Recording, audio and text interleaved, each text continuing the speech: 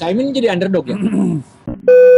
Kita pahami bahwa apa yang disampaikan Caimin itu lebih relevan ketimbang waktu dulu kan. Kan suka gaya seperti ini kan? Mana-mana. Nyari lucunya di mana ya? Kan gitu ya? Iya.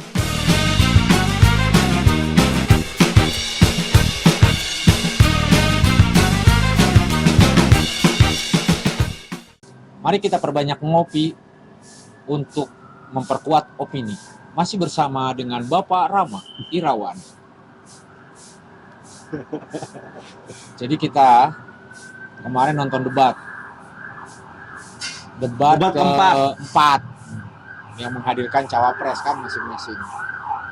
Di debat keempat, calon wakil presiden yang menghadirkan Pak Mahfud MD, Bapak Gibran, Bapak Ganjar. Salah tuh. Salah. Apa? Mahfud, Gibran, Caimin. Oh ya, Tapi urutannya juga salah. sengaja. Jangan gitu. Harus sesuai biar gak seolah-olah mentang-mentang disebutkan duluan yang menang gitu. Enggak juga. Kan saya nyebutinnya Pak Mahfud dulu yang underdognya mah tuh jangan disebut. Oh. Caimin jadi underdog ya? Ya, banyak yang menilai dia tampil lebih oke lah dibandingkan dengan sebelumnya. Lebih banyak lebih banyak tampil menyerang gitu ya. Menyerang dalam arti ketika disinggung soal contekan diserang balik. Yang penting bukan catatan MK gitu. Itu juga catatan-catatan yang menarik buat Caimin gitu. Kayaknya Caimin sama Pak Mahfud juga ini ya, dia punya tangkisan-tangkisan. Tapi ya? Pak Mahfud memang di debat yang kemarin juga lumayan oke lah. Oke, kita coba lihat dulu. Menurut dalam pandangan lu, perspektif lu terhadap Caimin dulu dah. Caimin, ini Kita main skor-skoran nggak? boleh? Kita kasih skor ya. Ya, Caimin 8. 8. Oke, coba Gibran, analisisnya. Jangan dulu ke Gibran dulu, jangan. satu-satu. Kita bedah. Enggak, berarti kan kalau gue nyebutin, lu juga nyebutin. Lu berapa? Caimin Ya, sama. 8. Ya, Oke. Kenapa 8? kan gua nanya dulu. Lu gimana sih? Beda lu aja gua. Kan gua nanya tadi Iya, lu iya, duluan. Lu duluan lu tadi gua Iya. jawab. Jangan-jangan kita sama-sama takut ini. Enggak takut sih. Takut salah perspektif itu. Iya. Kenapa 8 maksudnya gitu? Heeh. Iya tadi yang gue sebutin bahwa dia Itu kan nilai tengah itu. enggak nilai Sempurna. buat gue 8 ya udah cukup lebih baik. Oh, cukup lebih baik. Kalau yang sebelumnya kan gue kasih nilai 6,5 apa 7 gitu Iya, di bawah yang debat itulah pertama. debat pertama. Kalau sekarang naik 8 artinya sudah ada peningkatan. Kenapa 8? Karena gue melihat bahwa yang disampaikan itu lebih banyak fokus pada materi. Kalau dulu kan sebelum-sebelumnya banyak kan selepas-lepet, walaupun misalnya materinya tentang itu ya, selepet Oh, artinya apa. menghadirkan gimmick-gimmick, Iya. jargon-jargon. Iya. Ya gimmick lah, lebih pada gimmick. Sekarang lebih banyak isinya, lebih banyak dagingnya. Dan kita pahami bahwa apa yang disampaikan Caimin itu lebih relevan ketimbang waktu dulu kan banyak yang menilai bahwa membangun 40 kota setara dengan Jakarta itu adalah hal yang di luar Nurul ya. Banyak kan bilang gitu kan, di luar Nurul nggak mungkin bangun. Padahal kalau dijelaskan lagi bukan membangun sama seperti Jakarta, tapi membuat sistem perekonomiannya seperti Jakarta. Ya intinya diakuin lah kekeliruan itu dan direvisi kan sama ya, betul, presidennya. sama Anies, ya. Jadi dari materi yang disampaikan tidak banyak keseleo-seleonya. Akhirnya menurut gua nilainya cukup 8. Kenapa 8? Caimin. Ah, Pertama, Caimin mampu mempersiapkan diri lebih baik lagi dibandingkan debat yang sebelumnya. ya pengalaman ya. Ya, terlihat dari substansi yang disampaikan itu tadi yang disampaikan adalah relevan. Terus kemudian saya juga melihat di Caimin di debat kali ini juga memiliki tangkisan-tangkisan baik gitu kan ketika Gibran dengan modal apa namanya itu definisi baru, istilah-istilah baru, teori-teori baru yang disampaikan, ya dia mampu menangkis itu semua gitu. Terus meskipun ya sama lah semuanya, apa namanya itu, semuanya disinggung kan soal bawa catatan dan sebagainya. Iya. Tapi kan itu juga hal yang tidak normatif kalau menurut saya. Baik mau dia bawa catatan kayak mau tidak gitu kan, kan itu tidak menunjukkan super power seseorang gitu Iya. kan. Terus kemudian yang ketiga, saya ngelihat Caimin juga mampu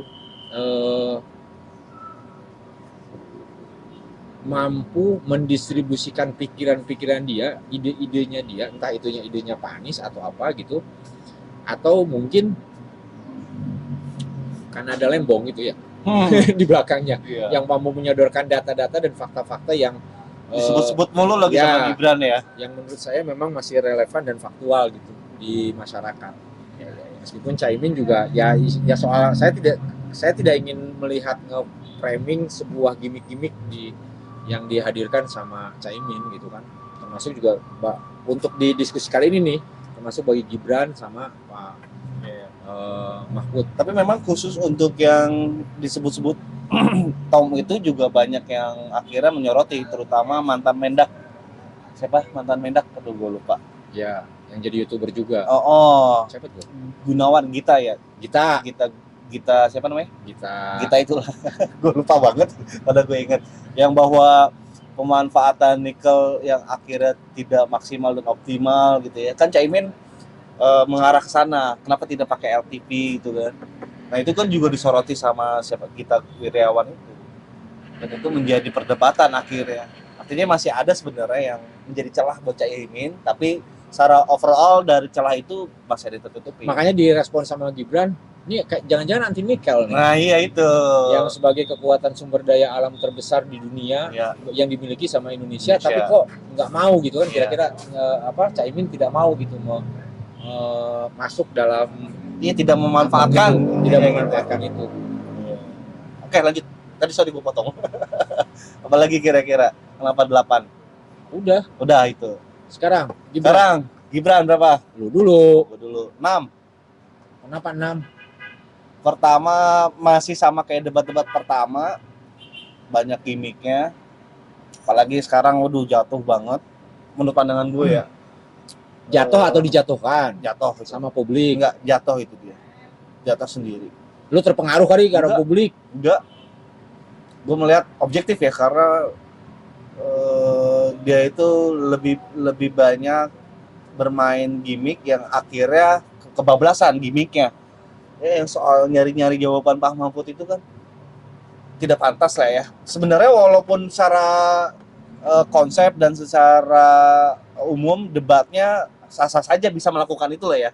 Tapi dengan lawan debatnya Prof Mahfud seolah-olah merendahkan Prof Mahfud. Padahal jawaban-jawaban Gibran yang ditanyakan sama Prof Mahfud juga yang soal Trisakti Bung Karno, konsep Trisakti Bung Karno juga tidak dijawab oleh Gibran secara utuh gitu, atau bahkan tidak disentuh sekalipun jawabannya. Sehingga menurut pandangan gua bahwa Gibran dengan banyaknya gimmick, dengan sedikit atau lebih banyak merendahkan calon bicaranya, layak dapat 6 gitu. Gua 8 Gibran. Kenapa 8? Dari berbagai perspektif nih. Iya.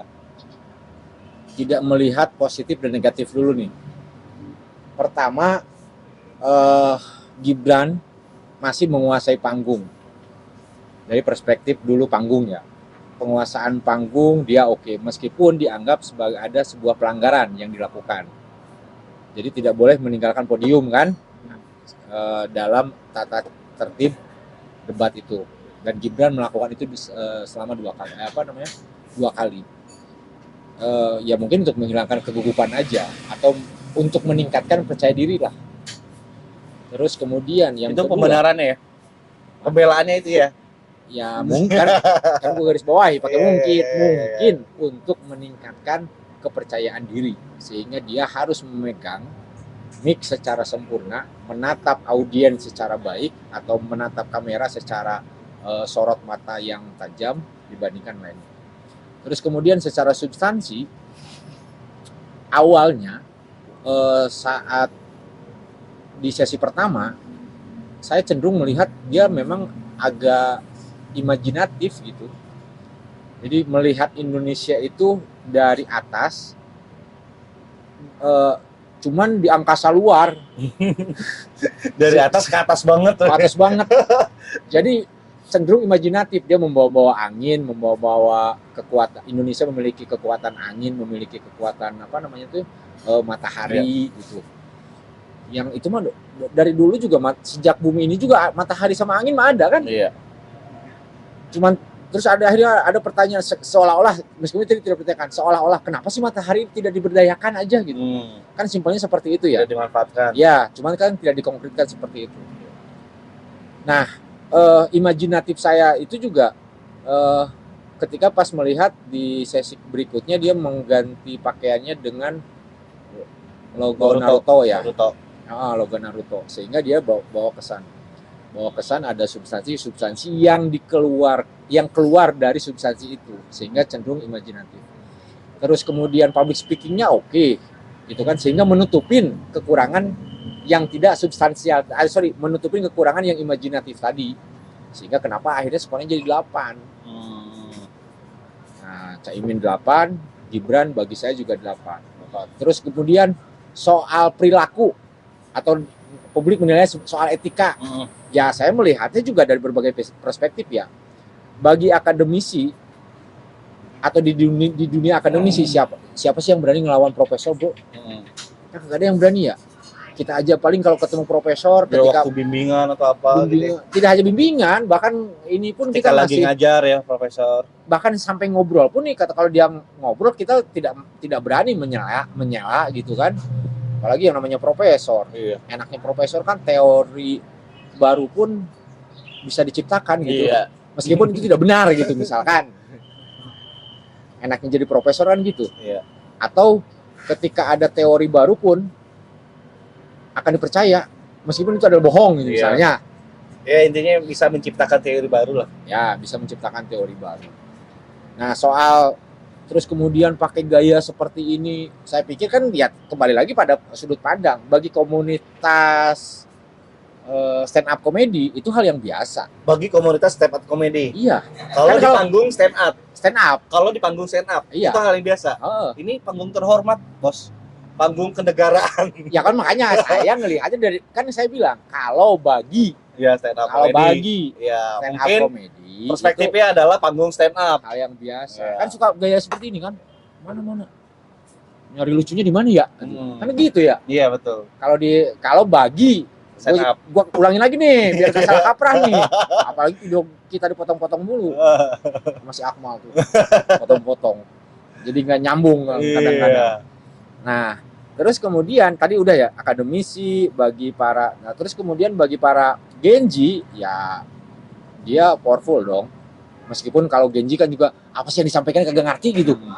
Bahasa-bahasa yang dilemparkan ke Prof Mahfud saat saya googling pun ya kagak ada ya inflasi ini teh. Inflasi apa namanya? Iya. Inflasi hijau itu tidak terlalu ini gitu, tidak terlalu relevan banget gitu. Dan bukan sebuah isu yang sangat konkret. Dan itu pun ketika ditanyakan Prof Mahfud, terus kemudian Prof Mahfud akhirnya menjawab ekonomi hijau, dianggap salah sama Gibran bahwa jawabannya bukan ekonomi hijau. Gibran pun menyampaikan istilah itu pengertiannya beda, salah juga gitu. Bisa. Jadi terus dia sendiri nggak ngerti gitu. Terus kemudian dalam sudut pandang soal usia tua muda gitu kan, tata krama misalkan kan ya, soal tata krama ya saya juga melihat ya namanya juga karakter anak muda gitu, karakter anak muda disandingkan dengan karakter orang tua, apalagi dia seorang profesor misalkan, ya memang sesuatu yang tidak bisa, menurut saya sih nggak bisa dibanding-bandingkan tuh karakter muda sama karakter tua, meskipun kita punya adat ketimuran ya betul, tetapi lagi-lagi kan masa iya gitu kalau misalkan lu jadi orang tua gua nih, Rama mau dong es krim gitu kan, terus sama lu disangkal ya saya maunya es krim, jangan ada es krim gitu kan, tapi gua tetap nangis gitu, hak gua dong, namanya juga anak kecil misalnya. Tahu relevansinya kejauhan, bos. Analogi kejauhan. Yang gampang, yang mudah apa ya? Ini mau menyangkut apa? Usia, karakter usia yang menurut gua nggak bisa dibandingkan. Menurut gua nih, kalaupun publik bener itu Maksudnya gini, tidak mungkin punya ada etika banget gitu kan. maksudnya Bos Fatur mau menyampaikan bahwa karakter anak kecil, anak muda ketika dengan orang tuanya, kita sebagai orang tua tidak bisa menyamakan sejajar bahwa karakter yang harus dimiliki sama anak adalah sesuai dengan ekspektasi kita gitu. Iya. Meskipun akhirnya hebatnya kerennya Prof Mahfud juga mampu ngimbanginnya itu Jawaban pertanyaan receh. pertanyaan receh gitu kan. Apalagi Prof Mahfud tidak hanya memiliki kemampuan observasi, tapi dia adalah praktisi. Sudah menjadi ketua MK, sudah menjadi menteri, lengkap lah itu ya, yudikatif, legislatif, eksekutif, politika. Semuanya sudah di ini. Jadi bukan hanya pada tataran narasi omon-omon gitu kan bagi seorang Prof Mahfud gitu. Dengan segala plus minusnya ya bagi saya. Nah, ini yang menariknya. Saya juga bingung itu ketika pas konferensi pers, kenapa dia menyinggung nama Jokowi cuma Prof Mahfud ya. Kepada Bapak Presiden Joko Widodo saya mengucapkan terima kasih yang telah mengangkat saya menjadi Menko Polhukam selama 4 tahun terakhir inilah. Kira-kira sarkas gak? Enggak tahu, tapi dengan mimik serius. Tapi kan apa hubungannya coba? Kan dia sedang berdebat dengan anaknya, lantas kemudian ada ucapan terima kasih kepada Jokowi. Dapat WA atau apa? Oke, lanjut berarti ke sekarang Prof Mahfud. Nilai berapa? Loh, 9. Udah 9. Gua udah tetap 8. Aman tuh, angka aman. Iya, semuanya 8 bagi saya. Karena nanti joblos semuanya dong. Ya nggak bisa juga. Itu mah namanya bukan angka aman, itu menjadi tidak sah. Makanya. Kan kalau ya itu tadi Mas di sesi pertama kenapa 8? Di sesi pertama Gibran misalkan di angka 7 tapi ditutupin di sesi kedua. Begitu juga Prof Mahfud, begitu juga Caimin. Iya. Jadi saling saling mengisi berarti. Saling mengisi dan menutupi. Itu mereka kayaknya kan sudah mampu mengevaluasi dan mau mendengarkan, terutama Bapak Gibran, mau mendengarkan timnya. Sehingga cuman beberapa kali kan Gibran itu juga merelevansikan substansi debatnya itu dengan kasus-kasus yang di Jawa Barat. Saya jadi curiga gitu kan. Kenapa tuh? Seseorang yang menghembuskan itu. Ridwan Kamil. Nah, kayaknya Ridwan Kamil yang memberikan ini. Ya, bocoran-bocoran. Ya wajar sih kan Ridwan Kamil tim Indisa, tim TKD. Balik lagi Prof Mahfud. Meskipun banyak yang menyinggung kan. Wah, itu mah materi titipan dari Emil Dardak gitu kan. Atau juga bisa jadi kopi pah gitu kan. Nah, itu sih. Prof Mahfud. Kenapa gue bisa 9? Karena dari debat pertama dengan debat kedua ini jauh berbeda peningkatannya. Kalau di debat pertama ya sudah cukup baik, tapi kalau yang debat kedua ini udah lebih baik dan jauh lebih baik. Materi-materi yang disampaikan sama Prof Mahfud juga cenderung lebih otentik. Terus kemudian juga banyak hal-hal yang baru menurut gua menjadi insight buat kita semua gitu ya. Contoh yang tadi ya yang soal konsep res politika dikaitkan dengan keberlanjutan pertanian dan sebagainya. Kan lagi menyinggung itu ya. Sebenarnya kalau kita bedah memang para founding father kita juga sudah menaruh konsep-konsep hebat sebenarnya, tinggal kita mampu nggak untuk menjalankan itu. Nah itu disampaikan lagi, dikemukakan lagi sama Prof Mahfud, sehingga menurut gue ini merasa kita sudah banyak konsep yang sebenarnya bagus-bagus, hebat-hebat, tapi tidak bisa dieksekusi aja gitu. Mengingatkan itu yang pertama. Yang kedua, Prof Mahfud bisa akhirnya mengembalikan tendangan-tendangan atau syutingan-syutingan Gibran ya. Contoh tadi yang disebutkan bahwa mana jawaban Prof Mahfud, akhirnya dijawab lagi ketika di segmen tertentu ya, atau segmen selanjutnya pertanyaan receh dan sebagainya. Ya, saya setuju. Nah, itu akhirnya membuat kita memang harusnya ketika bertemu atau berhadapan dengan anak yang sok tahu, tengil, Tengil. Harus dikencengin gitu. Harus digas juga. Tengil harus ditengilin gitu. Kalau orangnya sopan santun ya kita nggak bisa langsung ditengilin gitu. Harus sopan santun juga. Jadi kalau tengil ketemu dengan orang tengil gitu ya, kita juga harus lebih tengil gitu. Gitu sih, Bos. Karena dia sudah biasa menghadapi Banyak orang ya. Banyak karakter juga. Banyak karakter terutama terdakwa. Iya, benar.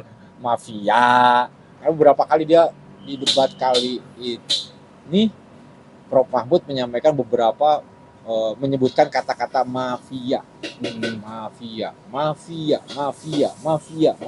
Iya. Cuma saya nggak menghitung tuh berapa. Kalau Kan sebelumnya kita sempat hitung tuh ya, apa namanya? Selesai. Pas itu ya. Di debat kemarin itu ada mafia.